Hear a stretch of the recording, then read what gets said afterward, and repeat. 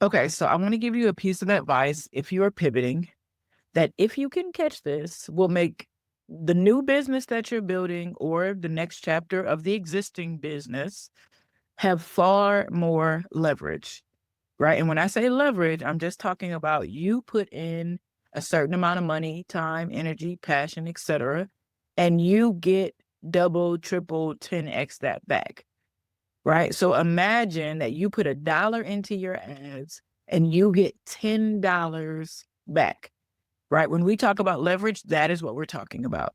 And we want to be able to create leverage in as many areas of our business as possible, whether it's marketing, sales, delivery, team, automation, etc. Because when we have leverage, we don't have hustle, right? And so this one piece of advice that I give you in this particular episode needs to be a new frame of thinking that you take into your pivot season. Okay. All right. So one of the ways I'm going to demonstrate this is I want to play this clip for you. Okay. Now, for context, this is basically a video of Jay-Z, LeBron, a few other people just sitting around in barber chairs talking shop, right? And the context of the conversation is that they're talking about DMX. So for those of you who do not listen to rap music, DMX, Jay-Z are both rappers. Obviously, LeBron is an athlete, but they're talking about DMX, who is a rapper. So if you're not familiar with any of these names, irrelevant. Think about a band or a genre of music that you love and replace it. Okay. You'll get the same point. Right. But in essence, this conversation starts off with them talking, Jay-Z talking about how much he loved DMX and how they had a great relationship and what he liked about him and what he didn't and that kind of thing. Right. And he was just talking about like the competitiveness between the two of them and how it was all love. He even talks about how he boycotted the Grammy specifically for him. He talks about how the very first Grammy that Jay-Z ever won, he was not present to actually get. And it was because the same year DMX had won, he had basically gotten two number one albums in the same year, which is super rare, right? But he didn't even get nominated for a Grammy, let alone even win. So long story short, he's telling a story about boycotting and love and blah, blah, blah. So I'm going to pick it up where he basically talks about the fondest memory. And then I'm going to come back and tell you why this one clip and the point that I'm illustrating is so incredibly powerful. Okay, so let's do it.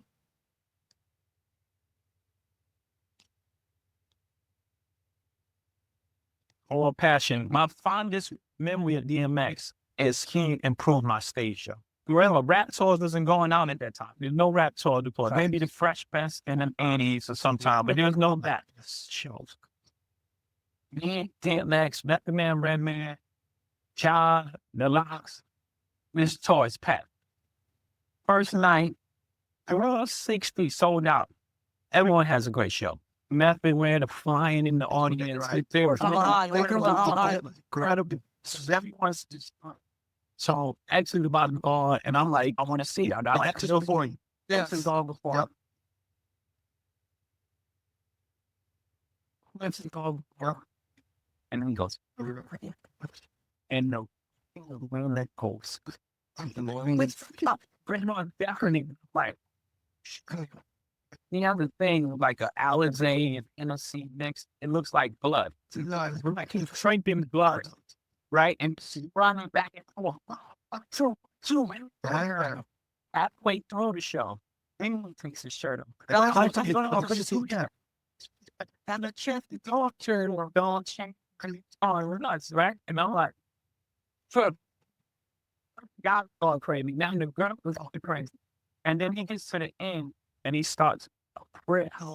And now I'm like, right. Yes. Hold on. It's 5 years. And I'm like, they're like,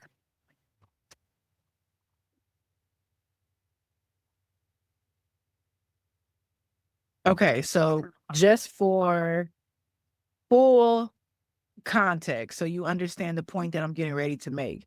The overarching point that Jay-Z was making, other than the fact that he improved his stage show, is that they have two different styles of rapping. DMX is loud and just boisterous and blah. And Jay-Z has a completely different style of rap, right? And as they're on this tour and each performer is going back to back, he had to follow this incredible performance where the whole crowd is going crazy.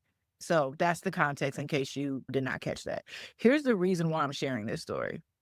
It's because as you are pivoting, you want the next version to be easier, better, simpler, more profitable, whatever your goals happen to be, right? There are things that you want in this next chapter, right? But the $1,000,000 question is how?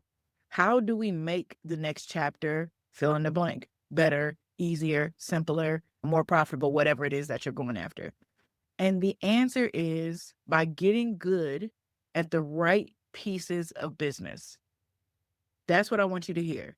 When you get good at the right pieces of business, you create leverage. Again, the problem though is there are lots of moving pieces to business, right? And naturally, there are things that we're good at, things that we are not. And we tend to lean towards the things that we're naturally good at. Okay. But as the seasons change in your business or as your level of satisfaction changes, so should you. Okay. So, using this clip as an example, he started off by talking about how the music industry shifted, right? Where they weren't doing tours in the beginning and now they're starting to do tours. So, he didn't need a strong stage presence in the previous season of his music career because tours were not a thing, right? But now that there were tours, now he had this new skill set that he needed to develop, right? One of the things that he talks about in the clip is how he doesn't think that DMX was a better rapper than him. And he's like, that's just my opinion. I love them. He's a good rapper, blah, blah, blah. But if we're just going solely based on rap, he's not a better rapper to me. But if you add the performance, it's, oh man, now we're in two different lanes. And so the so goes with the coaching industry, right? The coaching industry has also shifted. Obviously, it's not more tours, it's more AI, right? So the question becomes, what is the new skill set that you need to then develop? And this is important because one of the things, if you caught it, was he talked about this tour and they were on the very first night. And this thing happened on the very first night of the tour. He could have shut down for all the other cities and just not either missed that opportunity to improve his stage performance or just been subpar, right? It would be easy to shut down if this is starting on day one. If you have to follow the whole arena going crazy and your music is just, think about the difference between going from a super upbeat person, right? Oh, think about you were sitting in a TEDx stage, right? Something that we would be able to relate to as experts. We're in a TEDx, we're in the audience, we're listening to speakers, and one speaker comes out and they're phenomenal. Whether it's their presentation, whether it's their clothes, whether it's their voice, whether it's their slides, whatever it is, phenomenal. And you don't have half of that, and you have to follow them right after that. Imagine it would be so easy to shut down, right? And what I'm encouraging you to do is, no, we're leveling up. That is not a sign that we're not meant to be here. That's not a sign that we shouldn't pivot. It's not a sign that the pivot won't work, right? It's a sign that the seasons have shifted and you get to decide whether you will shift with it. And let me just add this. Sometimes it's not even a shift around the industry, right? Because I know everybody's scared about AI, but sometimes it's not even a shift in the industry. Some of this is like things you knew you needed, but you never did. They're not really new. So the thing I think about is that most experts are decent at delivery. They're already experts in their craft, right? But they're not that great at marketing, or they're not that great at sales, or they're not that great at leading a team, right? That has nothing to do with the industry shifting. Those are skills we just never developed because we didn't want to, or because we were distracted or fearful, or whatever our reasons were, right? We talk a lot about this in our framework of going from practitioner to pioneer, right? Which is basically going from the doer, right, in your business to the industry leader, right? And it's one of the hardest shifts for people to make, to go from doer to thinker, right? You will naturally default to practitioner, which is the thing that you've always done, like the thing you're already good at. You will naturally do that, especially as things get unknown or hard or whatever.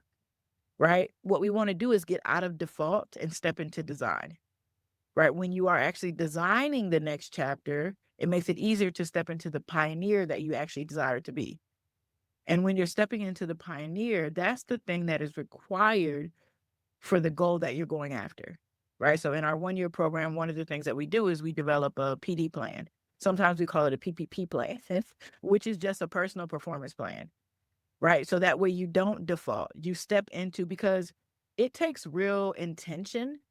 That's the key. It takes real intention. It's not that it takes intensity. It's not that it takes tons of effort, but it does take intention for you to become the person who can do this, to go from, oh, I'm already a good rapper, but now I need to be a good rapper with great stage performance. Oh, I'm already a great expert, but now I need to be an expert with fantastic marketing or a fantastic fill in the blank with whatever matters to you. The plan that we help you create is so you actually know how to live by design, not just because you know that you should. The other thing that I think is important as you're pivoting and you're like stepping into this thing, this bigger thing, is that I want you to be able to let the response of the crowd, if I use the clip as an example, tell you something, right? The only reason why Jay-Z knew he needed to improve his stage performance was because the crowd went crazy before, like, the moment that DMX stepped out on the stage. And it was the crowd that he was like, hold up, what's going on here? Right? And sometimes we're not paying enough attention to the crowd. Now, to be clear, when I say paying attention to the crowd, what I'm essentially talking about is your numbers, your marketing numbers, your sales numbers, right? Your delivery, how well your client results, your team numbers, all of that. Every part of your business should have numbers and metrics that you're tracking, right? And not from a place of worthiness. To be clear, you and the business are separate, right? We're not letting the arena determine our worthiness or our personal value. What we're letting the arena do is determine how well the business is going and what needs to change. If you make it about you, you won't look at the numbers. But this isn't about you, right? What you need and what the business need are two different things. You're going to hear me say that like a million times. Okay? But if you're listening to the crowd, if you're paying attention to the crowd, it tells you everything that you need to know. Your numbers are going to tell you everything you need to know in this next chapter if you pay attention to them. What's crazy about this story is that DMX made them, right? The other artists might not have been naturally paying attention to his performance. They might have been tired after their performance. They might be trying to eat. They might be whatever it is they might be trying to do. But the crowd said, oh, hold on, I have to pick my plate up and go look what is happening out here. So I will leave you with this. What are the right pieces of your business? Because that's where we started this conversation. In order to create leverage in this next chapter, okay, that's the key. You have to learn to get good at the right pieces of your business. So the question is, what are the right pieces for you? What does move the needle? Are you actually focused on those pieces, or are you just aware of those pieces? And are you intentionally paying attention to the arena?